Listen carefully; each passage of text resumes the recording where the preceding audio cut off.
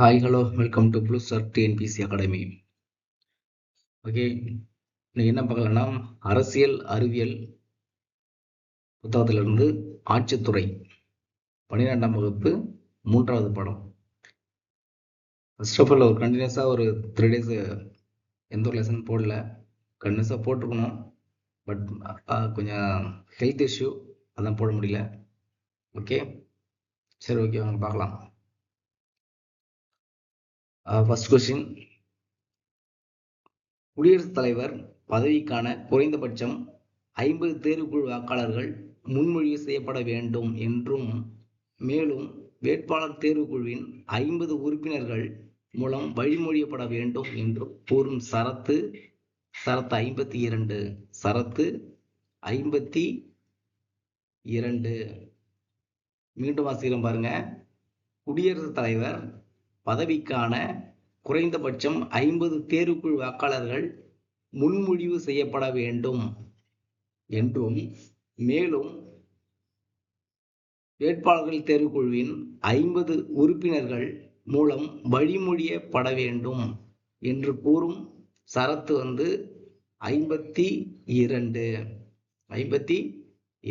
Second question, இந்திய ஒன்றியத்தின் ஆட்சி அதிகாரத்தை குடியரசுத் தலைவர் நேரடியாகவோ மறைமுகமாகவோ செயல்படுத்த வகை செய்யும் சரத்து 53. திரும்ப பாருங்க. இந்திய ஒன்றியத்தின் ஆட்சி அதிகாரத்தை குடியரசுத் தலைவர் நேரடியாகவோ மறைமுகமாகவோ செயல்படுத்த வகை செய்யும் சரத்து 53. தேர்ட் கொஸ்டின், இந்தியாவிற்கு ஒரு குடியரசுத் தலைவர் இருக்க வேண்டும் என்று கூறும் சரத்து 52. இந்தியாவிற்கு ஒரு குடியரசுத் தலைவர் இருக்க வேண்டும் என்று கூறும் சரத்து பார்த்தீங்கன்னா 52வது சரத்து. ஃபோர்த் கொஸ்டின், நிதிக்குழுவை நியமனம் செய்பவர் யார் அப்படின்னு பார்த்தீங்கன்னா குடியரசுத் தலைவர். நிதிக்குழுவை நியமனம் செய்பவர் யாருன்னா பிரசிடென்ட், குடியரசு தலைவர். அவர்தான் நிதிக்குழுவை நியமனம் செய்வார். ஆல்ரெடி போன வீடியோ சொல்லியிருப்பேன். நிதிக்குழு பற்றி, அதாவது நிதி ஆணையத்தை பற்றி கூறும் சரத்து விதி பார்த்தீங்கன்னா 280. அதுதான் நிதி ஆணையம், ஃபைனான்ஸ் கமிஷன்.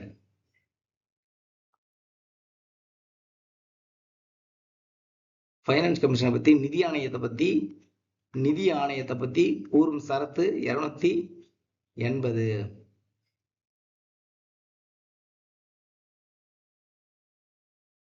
ஓகேவா? நிதி ஆணையத்தை பத்தி கூறும் சரத்து 280.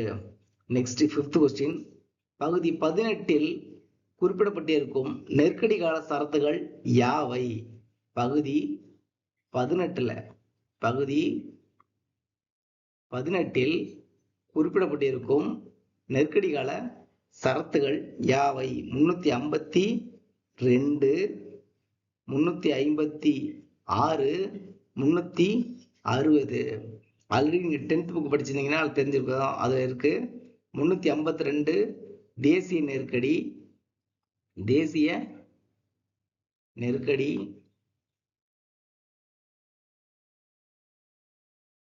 356 மாநில நெருக்கடி, 360 நிதி நெருக்கடி. இதெல்லாம் முக்கியமான கொஸ்டின் தான், பாத்துக்கங்க. இதெல்லாம் கண்டிப்பா கேட்க நிறைய வாய்ப்பு இருக்கு. ஆல்ரெடி கேட்டு இருக்காங்க. 352, 356, 360. இது சென்ட்ரலுக்கு, இது ஸ்டேட்க்கு, இது ஃபைனான்ஸ்க்கு, ஐ மீன் நிதிக்கு. Okay, next question, 6th question, நாடாளுமன்றத்தில் அவைகளின் கூட்டங்களை கூட்டுவது மக்களவையை ஒத்தி வைப்பது மற்றும் மக்களவையை கலைக்கும் அதிகாரம் பெற்றவர் யாருன்னு பார்த்தீங்கன்னா குடியரசுத் தலைவர். மறுபடியும் வாசிக்கிறேன் பாருங்க. நாடாளுமன்றத்தில் அவைகளின் கூட்டங்களை கூட்டுவது, மக்களவையை ஒத்திவைப்பது மற்றும் மக்களவையை கலைக்கும் அதிகாரம் பெற்றவர் யாருன்னா குடியரசுத் தலைவர். யாரு? பிரசிடென்ட் தான் இந்த அதிகாரத்தை பெறுகிறார். மக்களவையை கலைப்பது, கூட்டுவது, ஒத்திவைப்பது, கலைக்கும் அதிகாரம் இவையெல்லாம் பெற்றவர் யாருன்னா குடியரசு தலைவர். ஓகே, நெக்ஸ்ட் கொஸ்டின் பார்ப்பாங்க. Next 7th question. குடியரசுத் தலைவரை பதவி நீக்கம் செய்வதற்கான குற்றம் சாட்டப்பட்ட தீர்மானம் எத்தனை நாட்களுக்கு முன்பு வழங்கப்பட வேண்டும்? எத்தனை நாட்கள் முன்னா 14 நாட்களுக்கு முன், 14 டேஸ்க்கு முன்பு வழங்கப்பட வேண்டும். மறுபடியும் வாசிக்கிறேன் பாருங்க. குடியரசுத் தலைவரை பதவி நீக்கம் செய்வதற்கான குற்றம் சாட்டப்பட்ட தீர்மானம் எத்தனை நாட்களுக்கு முன் வழங்கப்பட வேண்டும் அப்படின்னு பார்த்தீங்கன்னா 14 நாட்களுக்கு முன் வழங்கப்பட வேண்டும். 8th question. குடியரசுத் தலைவர் பதவிக்கு போட்டியிட தகுதியான வயது 35. குடியரசுத் தலைவர் பதவிக்கு போட்டியிட தேவையான வயது எவ்வளோ?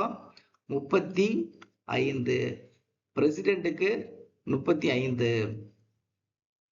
பிரசிடென்ட்டுக்கு 35. கவர்னருக்கும் 35. கவர்னருக்கும் 35. பிரசிடென்ட்டுக்கும் 35. எம்எல்ஏ பார்த்தீங்கன்னா 25. யாருக்கு பார்த்தீங்கன்னா எம்எல்ஏவுக்கு. எம்எல்ஏ எம்பிலாம் 25. MLA MP. Okay, next question.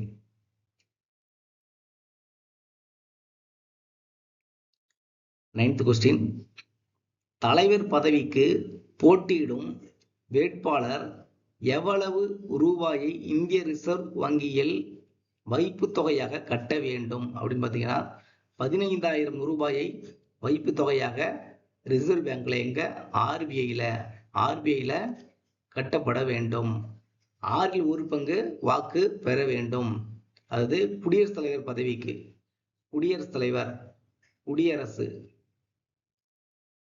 தலைவர் பதவிக்கு போட்டியிடும் வேட்பாளர் எவ்வளவு ரூபாயை இந்திய ரிசர்வ் வங்கியில் வைப்பு தொகையாக கட்ட வேண்டும் அப்படின்னு பார்த்தீங்கன்னா 15,000 ரூபாய். எங்க கட்டணும்? ஆர்பிஐ கட்டணும். ஆர்பிஐ பத்தி பார்த்தீங்கன்னா ஆர்பிஐ அப்படின்னு எடுத்துக்கிட்டீங்கன்னா ஆர்பிஐ பத்தி சில கொஸ்டின் சொல்றேன், சில கண்டென்ட் சொல்றேன் பாருங்க. ஆர்பிஐ வந்து 1934 ஆக்ட் படி 1935ல ஆரம்பிக்கப்பட்டது. 1934 படி 1935ல ஆரம்பிக்கப்பட்டது. இது 1949ல தேசியமயமாக்கப்படுது. ஆர்பிஐ தேசியமயமாக்கப்படுகிறது.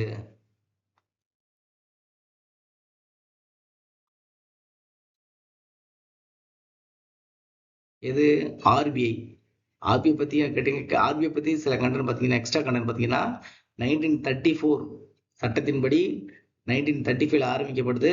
இது 1949ல தேசியமயமாக்கப்படுது.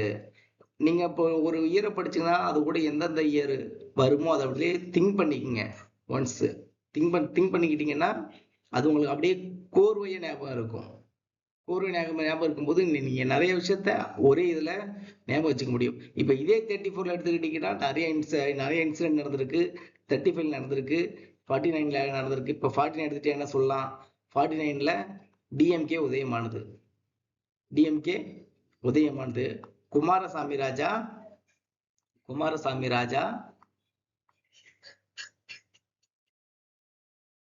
முதலமைச்சராக இருப்பாரு. குமாரசாமி ராஜா முதலமைச்சராக இருப்பாரு. வேற 1935ல பாத்தீங்கன்னா வேற என்ன இருக்கு? 1934ல பாத்தீங்கன்னா பகுத்தறிவு பகுத்தறிவு பத்திரிகையை பெரியார் ஆரம்பிச்சிருப்பாரு. பகுத்தறிவு பத்திரிகையை பெரியார் ஆரம்பிச்சிருப்பாரு. 1935 பார்த்தீங்கன்னா குடியரசு பத்திரிகையை பெரியார் ஆரம்பிச்சிருப்பாரு. இப்படி நீங்க என்ன பண்றீங்கன்னா ஒவ்வொரு இயரையும் படிக்கும்போது அது கூட எதெல்லாம் இயர்லாம் வேற எந்தெந்த இன்ஃபர்மேஷன்லாம் லிங்க் ஆகுது அப்படின்னு ஒரே இயர்ல சேர்த்து படிச்சிட்டிங்கன்னா உங்களுக்கு மறக்கவே மறக்காது. உங்களுக்கு நீண்ட நாள் ஞாபகம் இருக்கும். எக்ஸாம்லையும் போயிட்டு நீங்க ஈஸியா அந்த கொஸ்டினை போட்டு வந்துடலாம். அதனால ஒவ்வொரு இயரையும் படிக்கும்போது இந்த மாதிரி லிங்க் பண்ணி படிங்க. அதான் நல்லது. நான் எதுக்கு எக்ஸ்ட்ரா கண்டென்ட் சொல்றேன்னா உங்களுக்கு இதே மாதிரி கோர்வையா படிச்சா உங்களுக்கு ஞாபகம் இருக்கும் அப்படிங்கிறதுக்காக தான் எக்ஸ்ட்ரா கண்டென்ட் சொல்லவே சொல்றேன். சப்போஸ் நான் சொல்ற கண்டென்ட்ல ஏதாவது உங்களுக்கு டவுட் இருந்தா கமெண்ட் பண்ணுங்க. அது சப்போஸ் மாத்தி சொல்லியிருந்தா கூட நான் அது கீழே கமெண்ட்ல கண்டிப்பா போட்டுருவேன். அதை பத்தி உங்களுக்கு நீ ஒரி பண்ண வேணாம். எல்லாமே மேக்ஸிமம் கரெக்டா தான் இருக்கும். சப்போஸ் மிஸ் ஆகிற அந்த பட்சத்துல நான் உங்களுக்கு கீழே கமெண்ட்ல போட்டுருவேன். ஐ மீன் டிஸ்கிரிப்ஷன்ல நான் கீழே கொடுத்துருவேன் உங்களுக்கு. இது வந்து மிஸ் மேட்ச் ஆயிருக்கு, வந்து மிஸ்டேக்கா இருக்கு அப்படின்னு சொல்லிடுவேன். அதனால நீங்க ஒரி பண்ண வேணாம். நீங்க கண்டென்ட் கரெக்டா கவனிச்சு நோட்ஸ் எடுத்துங்க. அது ரொம்ப நல்லது.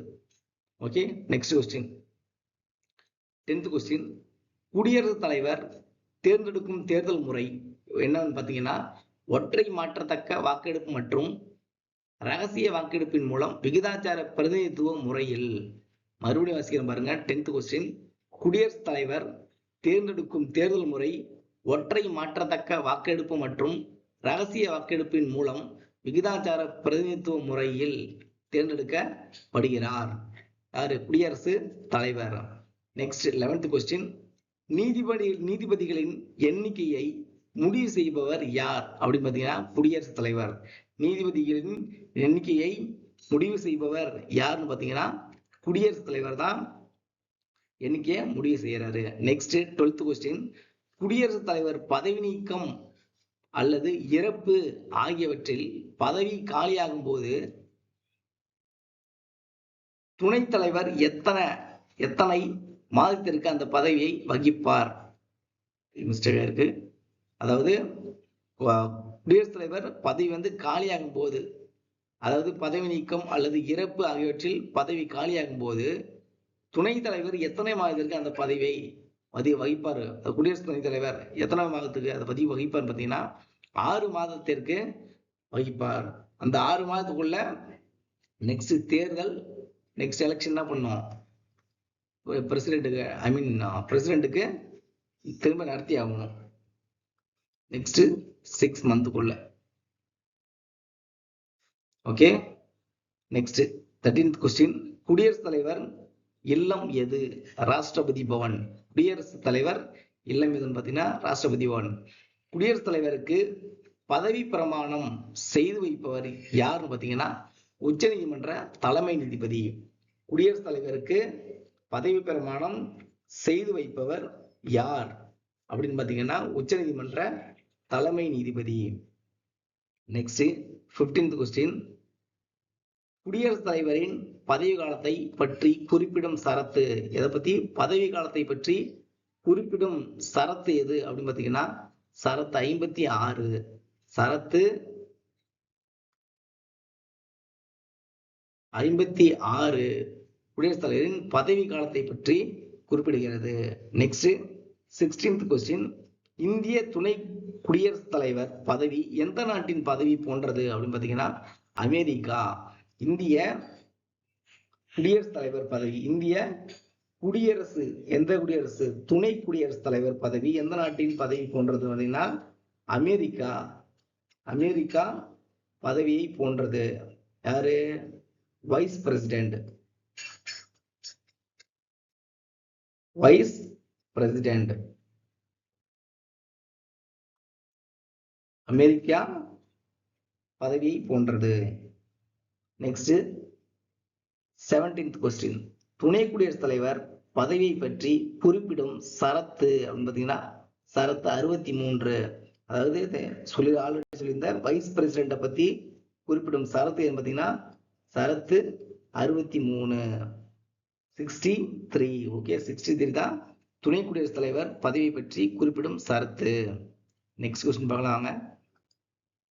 Next 18th question. குடியரசுத் தலைவர் பதவி நீக்கம் பற்றி சரியானதை தேர்ந்தெடு. எந்த ஒரு அவையிலும் அதன் மொத்த உறுப்பினர்களில் 1/4 பகுதியினரால் கையொப்பமிடப்பட்ட தீர்மானத்தின் மூலம் ஒரு குற்றச்சாட்டை முன்வைக்க வேண்டும். குறைந்தபட்சம் 14 நாட்கள் முன்கூட்டியே அறிவிப்பு வழங்குவதன் மூலம் அத்தகைய தீர்மானம் ஒரு சபையால் விவாதிக்கப்படும். அவை உறுப்பினர்களின் மொத்த எண்ணிக்கையில் 2/3 குறையாத பெரும்பான்மையால் நிறைவேற்றப்பட வேண்டும். மீண்டும் வாசிக்கிறேன் பாருங்க. 18th question. குடியரசுத் தலைவர் பதவி நீக்கம் பற்றி சரியானதை தேர்ந்தெடு. எந்த ஒரு அவையிலும் அதன் மொத்த உறுப்பினர்களில் 1/4 பகுதியினரால் கையொப்பமிடப்பட்ட தீர்மானத்தின் மூலம் ஒரு குற்றச்சாட்டை முன்வைக்க வேண்டும். குறைந்தபட்சம் 14 நாட்கள் முன்கூட்டியே அறிவிப்பு வழங்குவதன் மூலம் அத்தகைய தீர்மானம் ஒரு சபையால் விவாதிக்கப்படும். அவை உறுப்பினர்களின் மொத்த எண்ணிக்கையில் 2/3 குறையாத பெரும்பான்மையால் நிறைவேற்றப்பட வேண்டும். ஓகே, யாருக்கு? பிரசிடென்ட்டுக்கு. ஓகே, பிரசிடென்ட் பதவி நீக்கம் பற்றி. Next 19th question. குடியரசுத் தலைவரின் நெருக்கடி கால அதிகாரங்கள் எந்த பாகத்தில் குறிப்பிடப்பட்டுள்ளது? பார்த்தீங்கன்னா பகுதி 18 குறிப்பிடப்பட்டுள்ளது. ஆல்ரெடி பார்த்திருக்கோம். பகுதி 18 குறிப்பிடப்பட்டுள்ளது நெருக்கடி கால அதிகாரங்கள். அடுத்தது நெக்ஸ்ட் 20th கொஸ்டின். இந்திய அரசியலமைப்பின் பகுதி 5 உள்ள எந்த சரத்து முதல் எந்த சரத்து வரை ஆட்சித்துறை பற்றி கூறுகின்றன? சரத்து 52 முதல் 78 வரை. சரத்து 52 முதல் 78 வரை என்ன சொல்லுது? ஆட்சித்துறை பற்றி.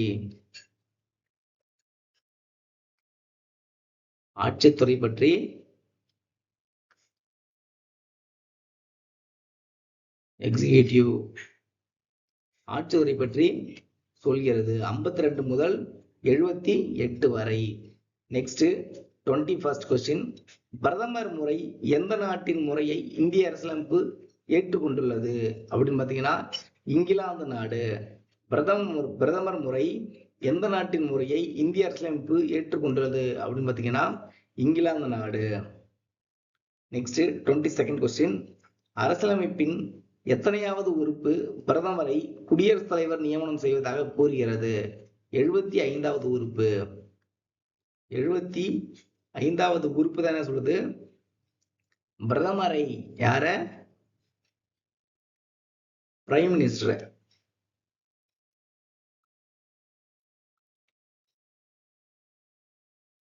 PM. Okay, prime minister 75th article தான் சொல்லுது.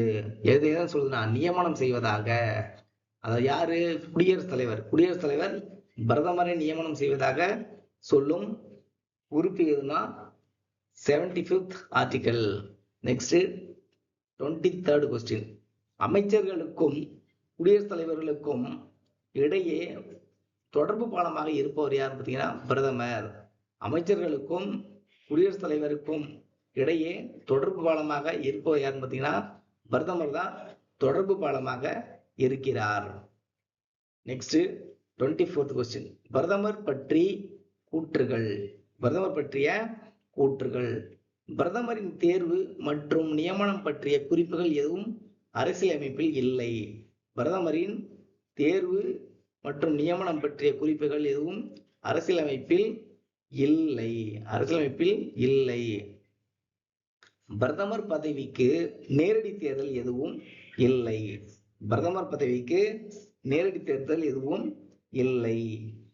மக்களவையில் பெரும்பான்மை உள்ள கட்சி அல்லது கட்சிகளின் கூட்டணி தலைவரையே பிரதமராக குடியரசுத் தலைவர் நியமனம் செய்கிறார். பிரதமர் பதவிக்கு நேரடி தேர்தல் எதுவும் கிடையாது. மக்களவையில் பெரும்பான்மை உள்ள கட்சி அல்லது கட்சிகளின் கூட்டணியின் தலைவரையே பிரதமராக குடியரசுத் தலைவர் நியமனம் செய்கிறார். Okay, next question, 25th question. பிரதமர் என்பவர் சமமான அமைச்சர்களில் முதன்மையானவர். அத்துடன் கேபினட் அமைப்பின் அடிப்படை தூணாகவும் உள்ளார். அப்பதவியும் பொறுப்பும் அப்பதவி இருக்கும் வரையிலும் ஒப்பிட முடியாத ஒன்றாகும், தனிச்சிறப்புமிக்க அதிகார மையமாகவும் விளங்குகிறது என்று கூறியவர் யாருன்னா மார்லே பிரபு. மார்லே பிரபு தான் சொல்றாரு. இதெல்லாம் முக்கியமான கொஸ்டின். கண்டிப்பா இந்த மாதிரி கொஸ்டினுக்கு நிறைய வாய்ப்பு இருக்கு. மறுபடியும் வாசிக்கிறேன் பாருங்க. 25th question. பிரதமர் என்பவர் சமமான அமைச்சர்களில் முதன்மையானவர். அத்துடன் கேபினட் அமைப்பின் அடிப்படை தூணாகவும் உள்ளார். அப்பதவியும் பொறுப்பும் அப்பதவி இருக்கும் வரையிலும் ஒப்பிட முடியாத ஒன்றாகும், தனிச்சிறப்பு மிக்க அதிகார மையமாகவும் விளங்குகிறது என்று கூறியவர் மார்லே பிரபு. Next 26th question. குடியரசுத் தலைவர் 6 வகையான அதிகாரங்களை பெற்று திகழ்கிறார். அவை யாவை? ஃபர்ஸ்ட் பாருங்க, ஆட்சித்துறை அதிகாரம், சட்டத்துறை அதிகாரம், நிதித்துறை அதிகாரம், நீதித்துறை அதிகாரம், நெருக்கடி கால அதிகாரங்கள், இதர அதிகாரங்கள். மீண்டும் வாசிக்கிறேன் பாருங்க. இந்த கொஸ்டின் கேட்பாங்க கண்டிப்பா. எல்லாமே இம்பார்ட்டன்ட் கொஸ்டின் தான். அதுல ரொம்ப முக்கியமான கொஸ்டின் தான், கொஞ்சம் பாயிண்ட் பண்ணி சொல்றேன் பாருங்க. குடியரசுத் தலைவர் 6 வகையான அதிகாரங்களை பெற்று திகழ்கிறார். என்னன்னு பாத்தீங்கன்னா ஆட்சித்துறை, சட்டத்துறை, நிதித்துறை, நீதித்துறை, நெருக்கடி கால அதிகாரங்கள், இதர அதிகாரங்கள். Next 27th question. துணை குடியரசுத் தலைவர் தேர்ந்தெடுக்கப்படும் முறை பாத்தீங்கன்னா நாடாளுமன்றத்தின் இரு அவைகளிலும் தேர்ந்தெடுக்கப்பட்ட உறுப்பினர்கள் ரகசிய வாக்கெடுப்பு மூலம் விகிதாச்சார முறையில் மாற்றத்தக்க ஒற்றை வாக்கு மூலம் தேர்ந்தெடுக்கப்படுகிறார். யாரு? Vice president. துணை குடியரசுத் தலைவர் தேர்ந்தெடுக்கப்படும் முறை நாடாளுமன்றத்தின் இரு அவைகளிலும் தேர்ந்தெடுக்கப்பட்ட உறுப்பினர்களால் ரகசிய வாக்கெடுப்பு மூலம் விகிதாச்சார முறையில் மாற்றத்தக்க வாக்கு மூலம் தேர்ந்தெடுக்கப்படுகிறார். Next 28th question. குடியரசுத் தலைவர் அதிகாரங்கள் பற்றி சரியானதை தேர்ந்தெடு. குடியரசுத் தலைவர் அதிகாரங்கள் பற்றி, அதாவது குடியரசுத் தலைவர் பார்த்தீங்கன்னா சட்ட முன்வரைவு குடியரசுத் தலைவரின் ஒப்புதல் இருந்தால் மட்டுமே சட்டமாக முடியும். ஒரு சட்ட முன்வரைவு குடியரசுத் தலைவரின் ஒப்புதல் இருக்கணும் ஒரு சட்ட முன்வரைவுக்கு, அப்பதான் என்ன ஆகும்? சட்டமாக முடியும். தண்டனைகளை மாற்றவும் குறைக்கவும் மன்னிப்பு வழங்கவும் அதிகாரம் உண்டு. குடியரசுத் தலைவருக்கு தண்டனைகளை மாற்றவும் குறைக்கவும் மன்னிப்பு வழங்கவும் அதிகாரம் உண்டு. நாடாளுமன்றத்தில் தணிக்கை அறிக்கையை சமர்ப்பிக்க செய்வார். நாடாளுமன்றத்தில் தணிக்கை அறிக்கையை சமர்ப்பிக்க செய்வார். Next 29th question. குடியரசு துணைத் தலைவர் பற்றிய சரத்துகள் பார்த்தீங்கன்னா 63 to 70. Wise பிரசிடென்ட்டுக்கு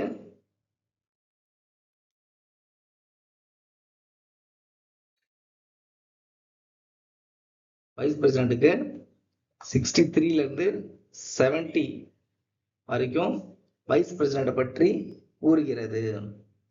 next 30th question. எந்த சரத்தின்படி குடியரசு துணைத் தலைவர் பதவி வழி மாநிலங்கள், அதாவது மாநிலங்களவை அலுவல் வழி தலைவராக செயல்படுகிறார்? பார்த்தீங்கன்னா 64 படி, சரத்து 64 படி மாநிலங்களவை அலுவல் வழி தலைவராக செயல்படுகிறார். Next 31st question. நிதி ஆயோக் மற்றும் தேசிய வளர்ச்சி குழு போன்றவற்றின் தலைவராக செயல்படுபவர் யார் அப்படின்னு பார்த்தீங்கன்னா பிரதமர். இதெல்லாம் ப்ரீவியஸ் இயர் கொஸ்டின். இதெல்லாம் ப்ரீவியஸ் இயர் கொஸ்டின். ஓகே, மறுபடியும் வாசிக்க பாருங்க. 31st question. நிதி ஆயோக் மற்றும் தேசிய வளர்ச்சி குழு போன்றவற்றின் தலைவராக செயல்படுபவர் யார் அப்படின்னு பார்த்தீங்கன்னா பிரதமர். கேட்பாங்க நிதி ஆயோக் போன்றவற்றின் தலைவராக செயல்படுவது யார் அப்படின்னு கேட்கலாம். தேசிய வளர்ச்சி குழு தனியாக கேட்கலாம். தேசிய வளர்ச்சி குழு போன்றவற்றின் தலைவராக செயல்படுவர் யார் அப்படின்னு கேட்டா பிரதமர் அடிக்கணும். யாரு? President, sorry PM, prime minister. யாரு? பிரைம் மினிஸ்டர், அதான் பிரதமர். Next 32nd question. மாநில அரசு பற்றி குறிப்பிடும் பகுதி எது பார்த்தீங்கன்னா பகுதி 6. பகுதி 6 தான் ஸ்டேட்டை பத்தி சொல்லுது. ஓகே ஓகே, இதோட வீடியோ முடிஞ்சிருச்சு. இது வந்து ஆட்சித்துறை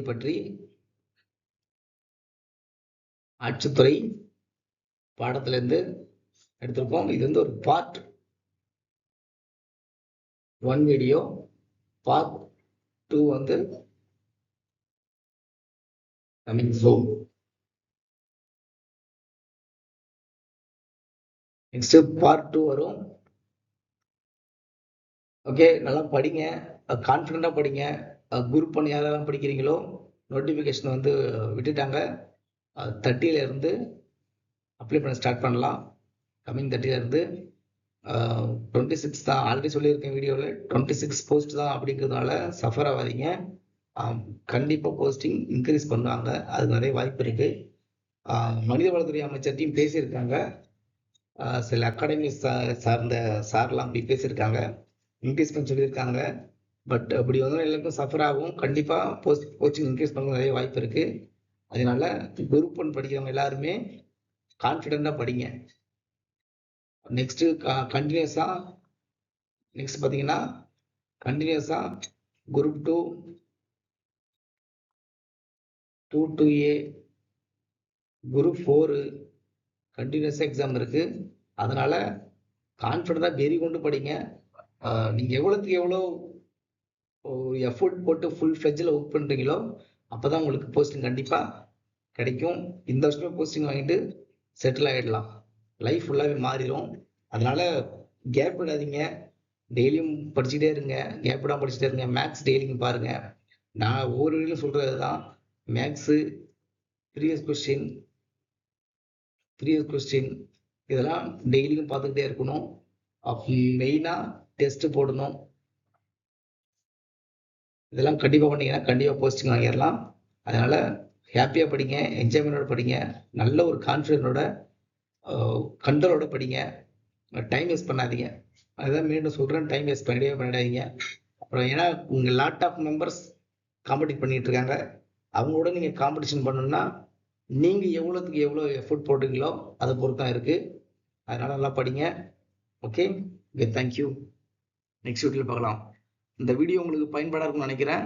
இந்த வீடியோ யாருக்கெல்லாம் பிடிச்சிருக்கோ அவங்களாம் சப்ஸ்கிரைப் பண்ணுங்க, ஷேர் பண்ணுங்க, கமெண்ட் பண்ணுங்க. ஓகே, கண்டினியூஸாக இனிமேல் உங்களுக்கு கான்ஸ்டியூஷன் ஒன் செகண்ட்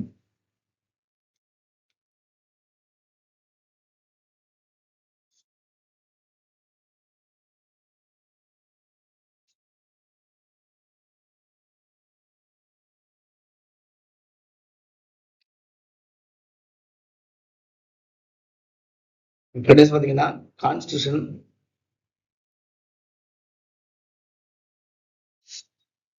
அது மேக்ஸ் வீடியோ போட ஆரம்பிச்சிருவேன். மேக்ஸ் வீடியோல வந்துடும். நெக்ஸ்ட் ஹிஸ்டரி, INM இப்படி கண்டினியூஸா வீடியோ போட ஆரம்பிச்சிருவேன். நெக்ஸ்ட் ஜியாகிரபி, தமிழ்நாடு பண்பாடு வளர்ச்சி, அதுவும் கல்ச்சர், அது எல்லாம் அந்த வீடியோ நெக்ஸ்ட் வந்துடும்.